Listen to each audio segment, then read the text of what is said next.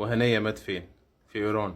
حماس اللي كان بيجي تمويلها من إيران. إيران لو كانت عايزة تناضل من أجل المسجد الأقصى كانت هي اللي ضربت اليهود، بس اللي بدأ الضربة كان اليهود، هم اللي ضربوا إيران.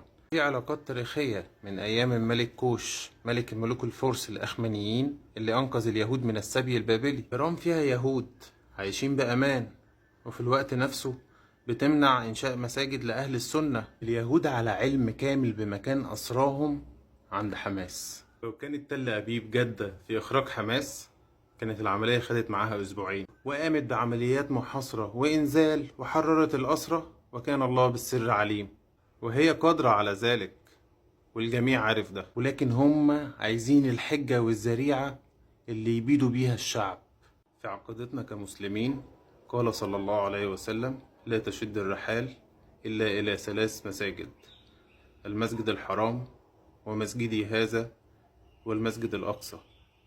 وعشان كده احنا متمسكين بالقضية الفلسطينية.